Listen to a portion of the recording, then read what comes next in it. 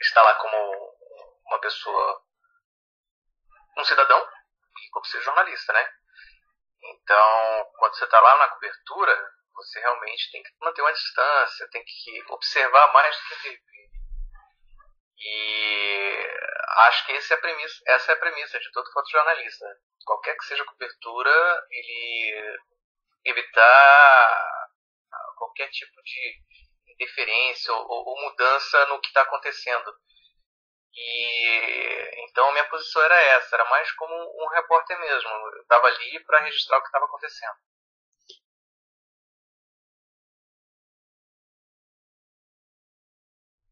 Manter a calma eu acho que é a parte mais importante, porque você não faz besteira se você tiver calma. E eu acho que isso vem com a experiência, porque eu tô há 22 anos na profissão, então já passei por situações que eu precisei me manter bem calmo. Então foi parte do processo. Talvez se eu fosse para lá sem ter a experiência que eu tenho hoje, ou que tinha na época, em janeiro de 2010, talvez tivesse sido mais difícil. Mas a experiência traz bastante coisas para você fazer uma reflexão antes de agir. É muito rápido, mas você acaba usando isso daí em seu favor.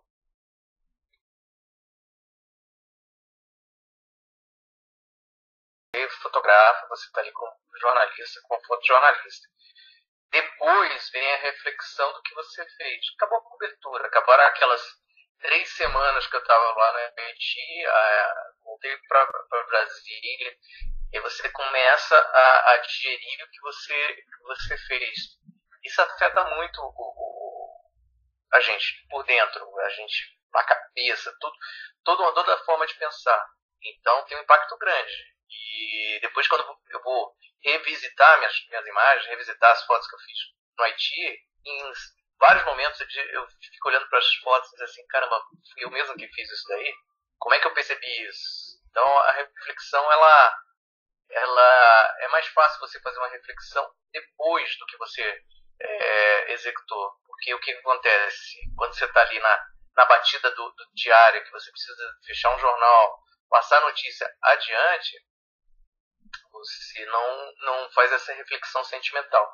Mas depois disso, você para mesmo para pensar e ver que seu trabalho ele tomou uma dimensão que às vezes que totalmente fora do controle do que você imaginava. E ali era o que estava acontecendo. E uma reflexão, um sentimento mais forte vem só depois.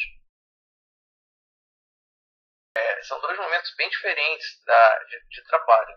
Um é um trabalho autoral, que é esse livro que eu fiz, que é o Bom Papagaio. Que aí, além da informação, de todas as coisas que são necessárias para trazer o que era o Haiti para a pessoa que está folheando o livro, lendo os textos e apreciando as fotos, tem a parte sentimental, que é o sentimento mesmo, que você cria uma empatia com o seu trabalho. Agora, outro, que esse daí foi quando, na cobertura mesmo, você não teve esse sentimento. Eu realmente me afastei um pouco do sentimento na cobertura. Apesar de que o primeiro trabalho acabou se relacionando com o segundo, porque não tinha como eu me desvencilhar de uma coisa ou de outra para executar o que eu fiz como jornalista e agora esse trabalho autoral. Mas de qualquer forma, no momento que você está trabalhando, você dá uma desligada na parte sentimental para não intervir no resultado final do seu trabalho. É porque é difícil você separar as coisas, talvez não tenha como separar. Mas você tem que ser um pouquinho. Tem que pensar no que você está fazendo. Sentimentalmente, você sente o que está fazendo na hora do fotojornalismo. Mas isso não vem interferir no trabalho. É difícil de explicar por quê. Porque não existe um trabalho que você não leve um pouco do seu sentimento para ele. Eu não acredito nisso. Mas em certos momentos você procura um pouco de distância para que esse sentimento não atrapalhe a notícia. E essa parte do primeiro trabalho como jornalista, que foi a cobertura para a Folha de São Paulo. e talvez eu tenha me sentido mais livre para fazer o livro. Que é moldar o caráter da pessoa, ou se você já nasceu para isso, não sei. Não tem fórmula para isso. Tem tanta gente que é melhor do que eu, totalmente diferente do que eu sou, e isso não me faz menor ou maior do que ele, não me faz menos ou mais do que ele.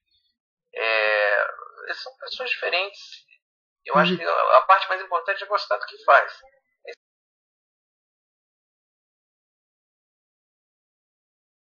Então, a Folha de São Paulo, ela mandou uma equipe grande para lá. Fui eu, estava lá também Fábio Zanini, Luiz Cavagutti, tinha o Caio Guatelli, uma repórter, a correspondente da Folha de São Paulo, Nova York, que eu não me lembro o nome dela porque eu não cheguei a ter contato com ela. Então era uma equipe de 6. Eu não sei exatamente como foi a escolha, mas só me avisaram, vai, e eu fui. A equipe era grande, porque havia um interesse, ainda há um interesse grande no Brasil no que se desenrola lá no Haiti. Por quê? Porque a Minustah está sob o comando do Brasil. Então tem muita coisa em jogo nessa operação. E durante o terremoto, com as perdas de vidas, foram 220 mil, e entre elas brasileiros, o foco da notícia mesmo, o fator hard news, estava lá. Então o jornal decidiu mandar uma equipe grande para lá. Não tive vontade de chorar, não. Não, nenhuma. Mas se eu tivesse que chorar, se eu tivesse sentido essa vontade, não teria problema nenhum em chorar. Eu não vejo nenhum sinal de fraqueza nisso, não. Pelo contrário, quando você está chorando, você está sentindo o impacto da situação, eu acho que você está vivo. Eu não teria nenhum problema com isso. Só não senti vontade. Eu acho que é meu papel deixar alguma coisa além do que foi pro jornal. Muitas das fotos elas não foram publicadas e o material é muito vasto. Então eu não podia me permitir deixar isso passar. E aí a ideia do projeto veio e disse assim, por que não, né? Vamos tentar. No mínimo que eu vou conseguir é fazer um exercício sobre o que aconteceu. E esse exercício virou um livro.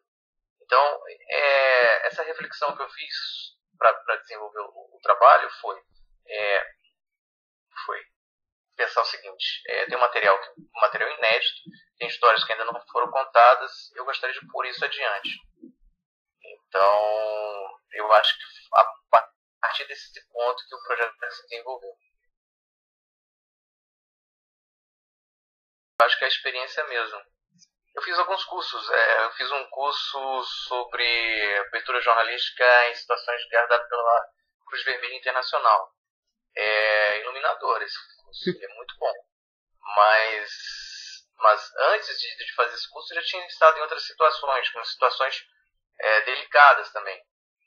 Então, eu acho que um pouco da experiência te ajuda. E vai muito do que você desenvolve na sua cabeça. Se você está com a cabeça boa, se você não tem...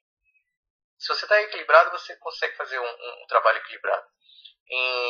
Eu fiz, antes de ir para o Haiti, eu fiz a cobertura do acidente da Gol, aquele 1907, que caiu no norte do país. Foi uma cobertura muito pesada também, e com vários fatores de dificuldade, como a situação de chegar no local, a respeito na cobertura com os mortos, com os familiares que estavam esperando a notícia dos parentes que estavam no avião, e a própria relação mesmo com a notícia, que era uma notícia muito delicada. E era numa situação muito, mas muito precária, tanto de cobertura como para transmitir material. Era estressante. E aí você vai aprendendo a se manter calmo, a desenvolver o próprio trabalho sem deixar que o fator externo dificulte mais do que já está dificultando.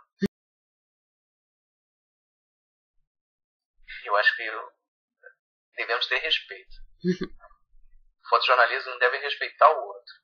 Deve pensar o seguinte: se fosse eu sendo fotografado, ia gostar que eu fizesse alguma coisa do que eu tô me propondo a fazer? É... Como é que vai se sentir a pessoa que tem um parente que está ali nessa situação tão dramática? Como é que você tem que se comportar numa situação dessa, sabendo sempre que se você tiver respeito ao que está acontecendo com o próximo, isso vai facilitar muito você não fazer nenhuma besteira. Mas isso não impede, porque todos nós somos humanos, de, por um simples acidente, criarmos um problema sério com a vida de outra pessoa. Então, é importante levar a profissão como fotojornalista como uma coisa muito séria.